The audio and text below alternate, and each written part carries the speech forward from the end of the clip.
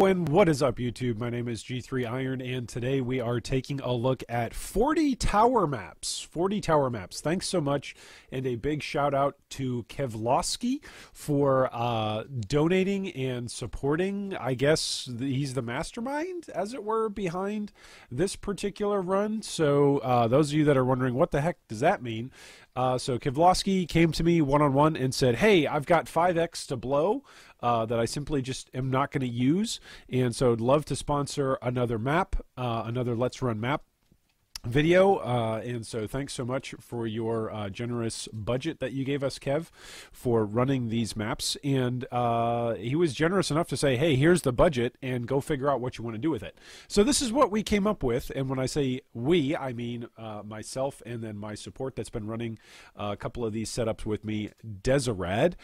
We'll take a look at characters in just a moment.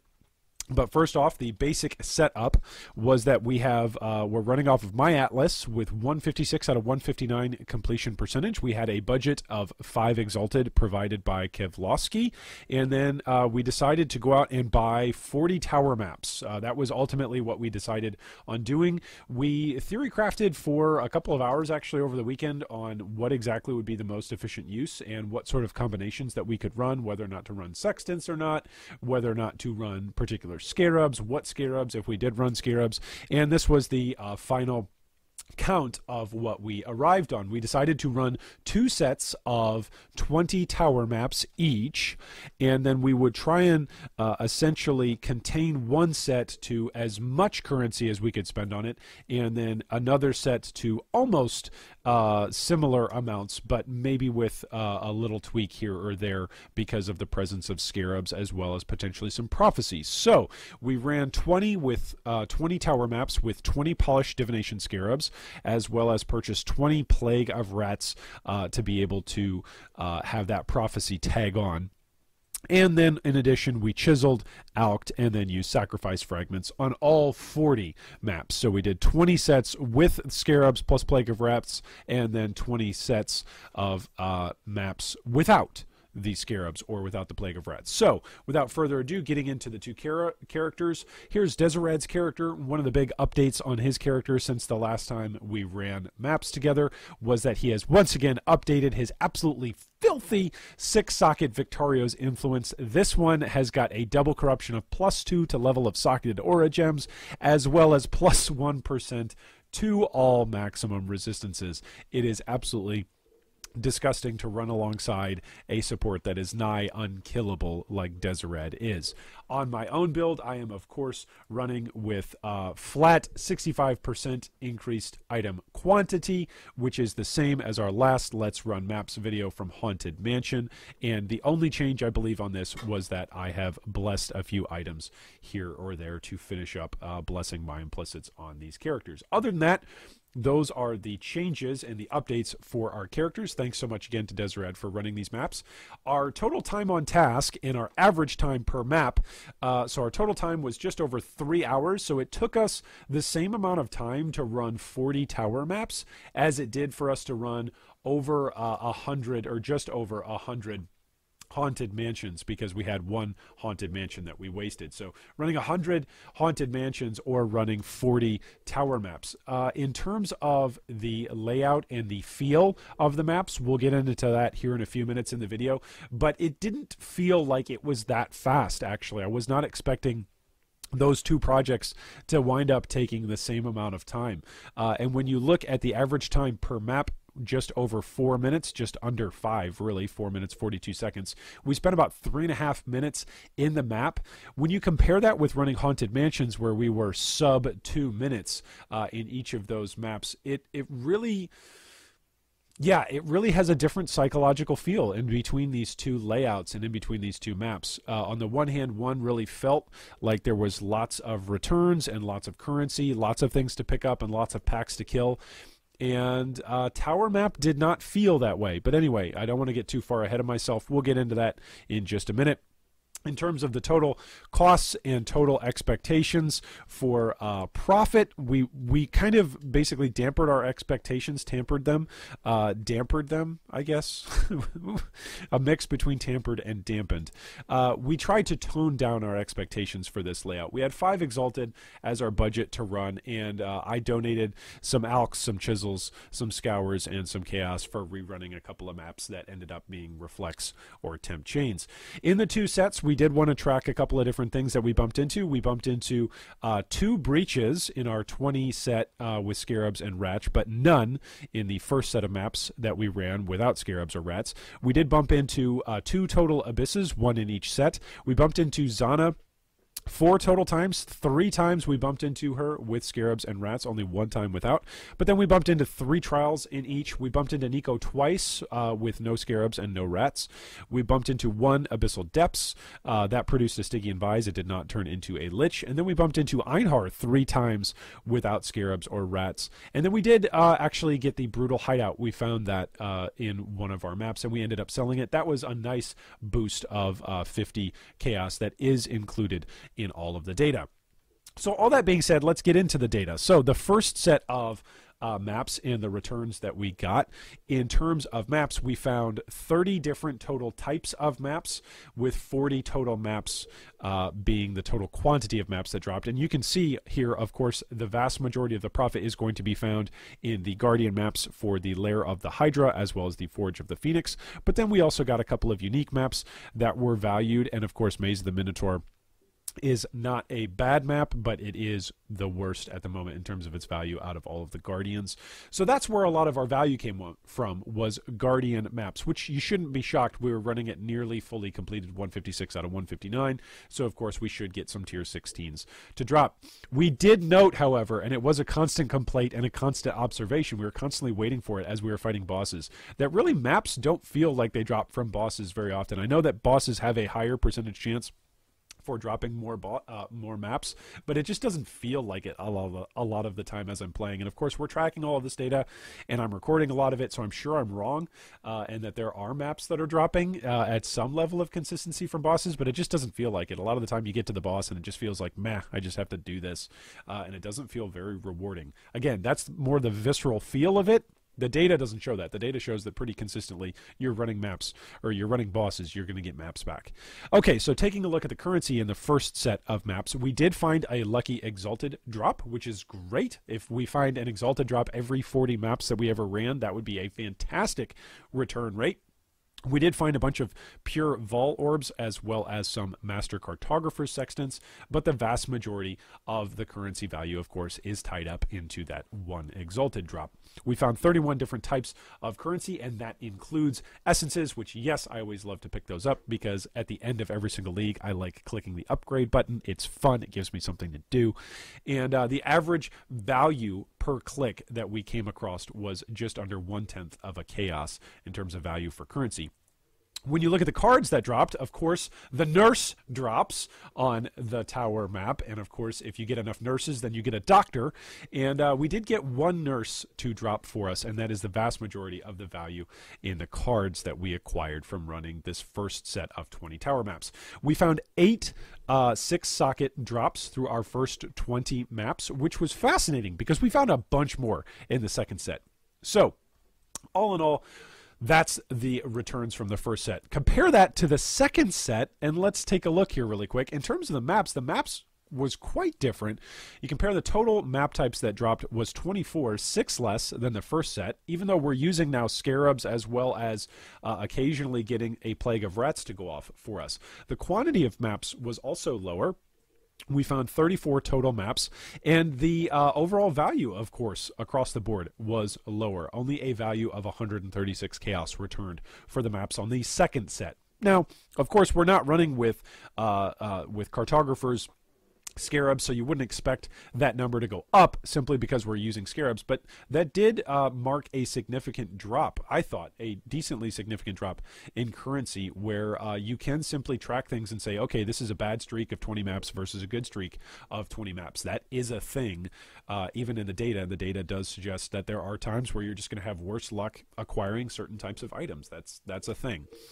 Okay, in terms of currency that we found in the second set of maps. We found 33 different types of currency. We did not have a lucky exalted drop, and so our total value of flat currency was 210 chaos for just a slightly smidgen higher average of 0.11 chaos per click. So really not that much better overall for currency, which is like a duh moment. If you have an exalt drop for you, it's going to be a little bit better.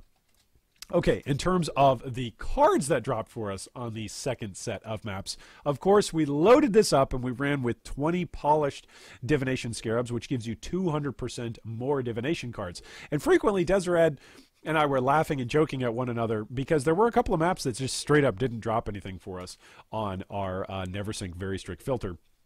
And so we were, laughing back and forth. What's 200% more of nothing? Like, it's still nothing, right? However, we got 4 nurse cards to drop for us in the second set. 4! So we had one set without any of the scarabs or the rats, and then we had 4 drop for us in the second set. That's fantastic returns and fantastic rates.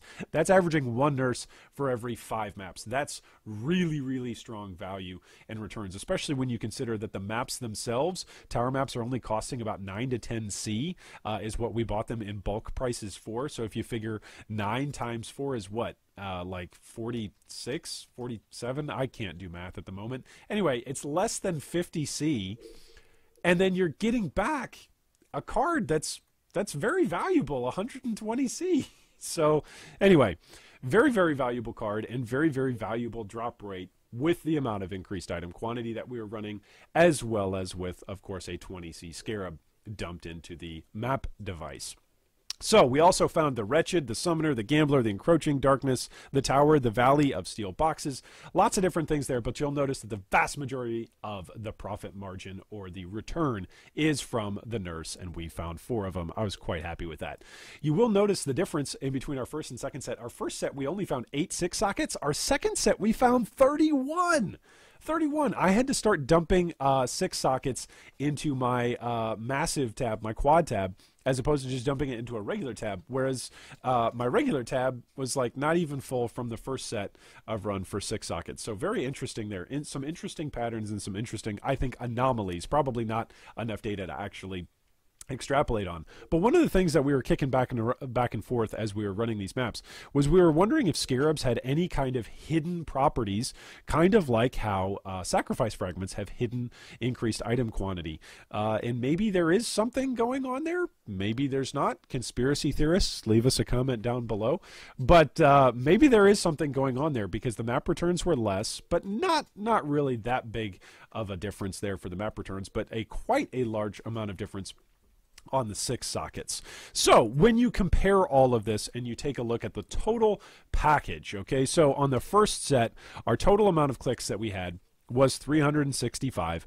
Our total amount of expenditures, the cost for all of the materials, was 245 chaos, which we calculated all that over here on the spreadsheet, which of course the spreadsheet is down below. It's linked down below in the video information, so you can take a look there and correct me if I've made any mistallies. Feel free to do so. Leave me a comment.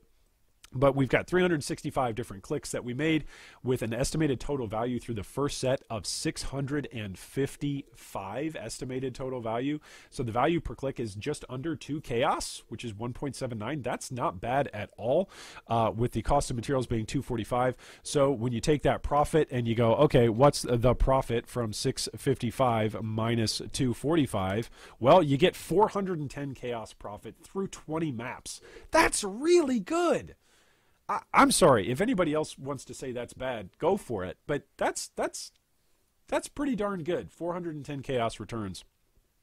And again, that's the profit, not just the returns. The returns is 655. So pretty good. The tower map is actually pretty good, even though it didn't feel that great. And even though, Haunted Mansion in comparison, and Arcades map in comparison, and even Atoll in comparison, like the density feels a lot better. Tower maps, what a shock. Higher end content, better returns. Okay, so what about the second set when we start comparing the second set? Well, the second set, of course, we added up all of the totals. The total expenditure here is 635 chaos on average, because you include the Plague of Rats as well as the Polished Divination Scarabs.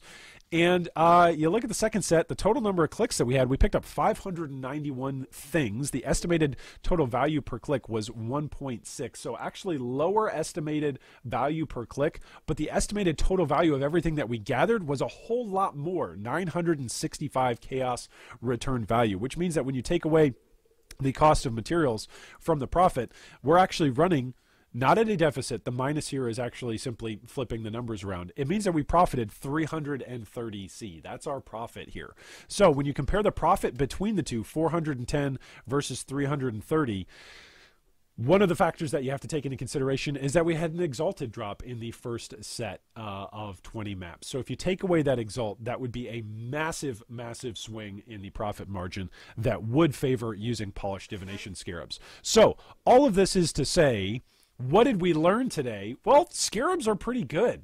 Scarabs, even highly priced at a mid-league price where you don't feel like you're getting that much return on them, they are still very, very strong to use on the right maps with the particularly good maps that are going to drop particularly valued divination cards. And of course, never hurts when you're running with a bunch of increased item quantity. So what does all of this total out to as we wrap up and move into our discussion on the layout?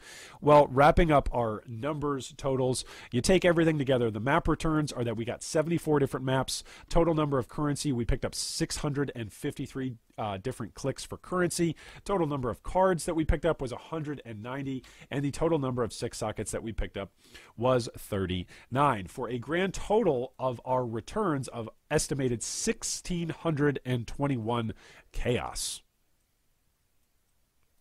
That's a lot. I'm just saying. That's a lot of chaos. All right, so the cost of both sets was 880 chaos, and then when you take that away from the profit, our profits was 741 chaos across the board. That's really good. I've just got to say that. That is really good. Even if we didn't have the Exalted drop, we're looking at, what, 570 or 580 chaos over 40 maps? That's really good. I would take that on almost any layout. And the layout, speaking of which, for Tower Map was not that bad. So pulling up our concept map here really quickly and talking about this, you can think of the Tower Map in two ways when you think of the concept. The first way is to think about each individual instance of the tower map, because the tower has several layers to it, or several levels. You are essentially getting the feeling that you are climbing Chevron's tower, as it were, getting to the eventual boss arena where you will interact with Brutus and Chevron.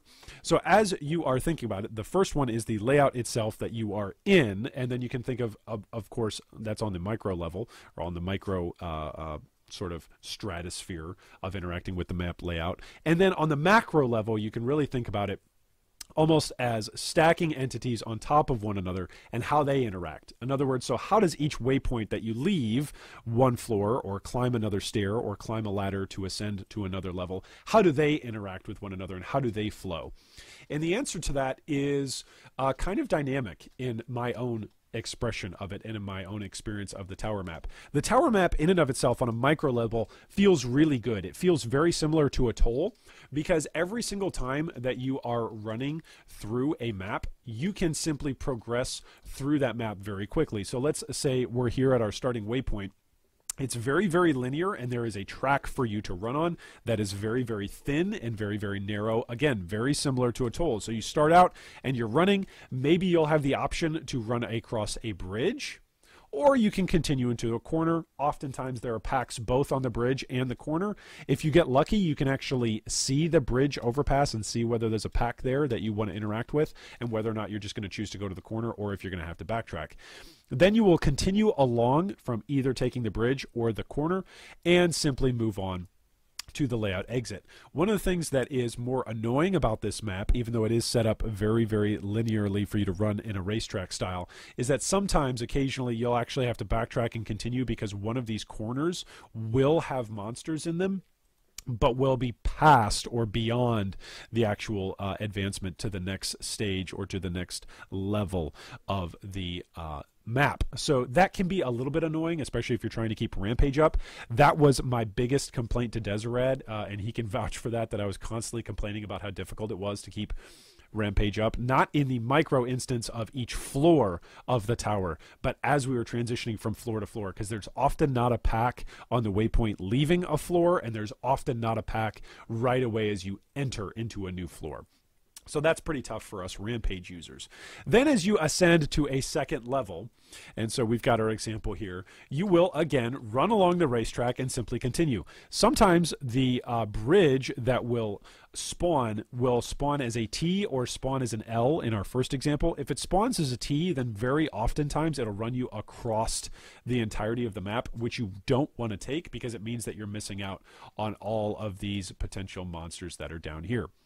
Speaking of missing out on potential monsters, hey, let's take a look at these pockets of nothing. Do you see these little pockets of nothing? I've named them pockets of nothing because that's often so much what they are. There are pockets of nothing as you are transitioning from floor to floor, and there are also sometimes pockets of nothing in the corners of each of these floors of the tower map. The advantage of this is that if you quickly look at the pocket of nothing in the corner and you see Jun over there, you go, oh, okay, I don't have to interact with that. The disadvantage of this, of course, is if you don't see Jun, you've got to go and run and check out that corner because there could be a large pack, there could be a strong box, there could be a breach, there could be an abyss, there could be all sorts of great stuff that you're going to want to interact with. There could simply be a pack. Occasionally we had Plague of Rats pop for us on the map, and it actually would spawn in one of these pockets of nothing.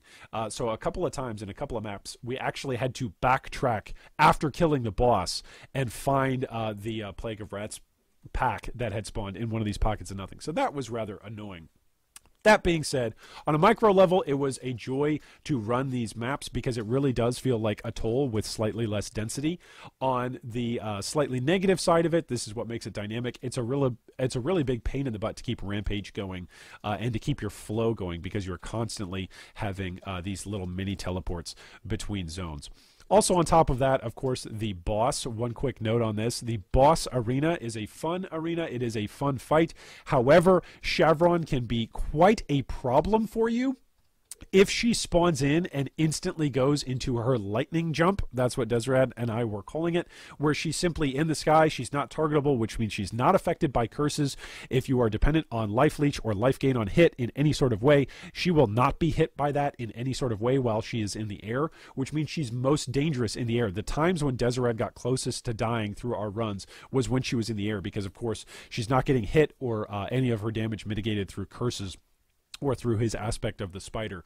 And so she's quite dangerous as she's tossing those lightning balls out from above, death from above, as it were. So that is just one note. Also, one creepy note on Shavron and Brutus's interaction. She walks over to him and then she literally puts on his skin. She bites his neck and puts on his skin, and then her crown disappears and she's just wearing Brutus during that second part of the fight. So that was actually kind of annoying because, and I've heard so many players complain about this throughout the years, and I didn't want to be one of those players, but I am going to complain about it a little bit.